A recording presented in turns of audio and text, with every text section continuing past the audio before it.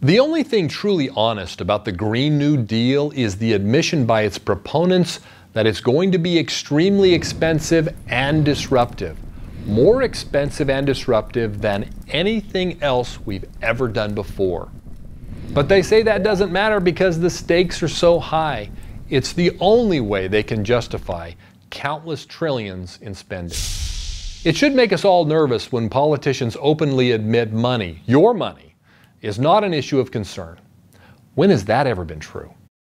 Running a nation means making choices between priorities. U.S. politicians have done a terrible job at this primary task. The nation is already about $22 trillion in debt, but that's only what we admit to officially.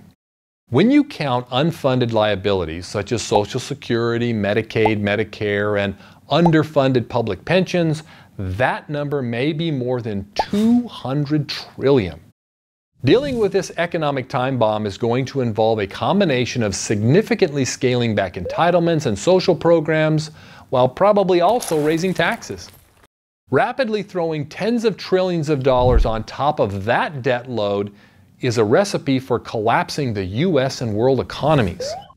But proponents of GND say we can do it because their plan will create millions of jobs for people making wind turbines and solar panels and everything else we'll need to completely transform how we power our world. Many of these people will also apparently be employed by companies upgrading every single building in the country to be more energy efficient. Put aside that dubious assertion, which is a consistent requirement of GND, and consider all the millions of high-paying jobs that this fantasy would destroy. According to the Department of Energy, 1.1 million people work in oil, natural gas, and coal production. Another 2.3 million in transmission, distribution, and storage, 2.4 million in cars and motor parts, and about 180,000 work in petrochemicals. It is pure fantasy that these roughly 6 million people working highly technical jobs will somehow transition to making wind turbines, solar panels, and high-speed trains that somehow make air travel unnecessary. The skill sets for these fantasy jobs don't transfer, nor does the interest level of people working in fossil fuel industries. And of course, there are millions of jobs in companies that provide products and services to these core resource industries.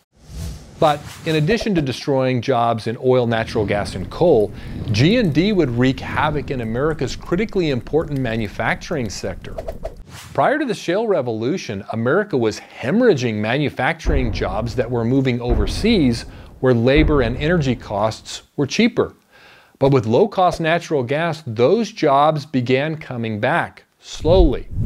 Then President Trump threw the whole thing into overdrive when he passed tax cuts and repealed unnecessarily burdensome regulations adopted during the Obama administration.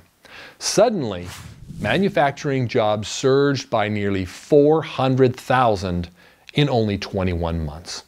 Those jobs and millions of others are especially dependent upon low-cost natural gas. As we've examined the collection of ideas duct taped together in this Green New Deal, it's hard to believe anyone is taking this thing seriously. I mean, seriously. For the Clear Energy Alliance, I'm Mark Mathis. Power on. Thank you for watching this video. Please subscribe to our YouTube channel to be notified when new Power On videos are released, and follow our social channels for more great energy content.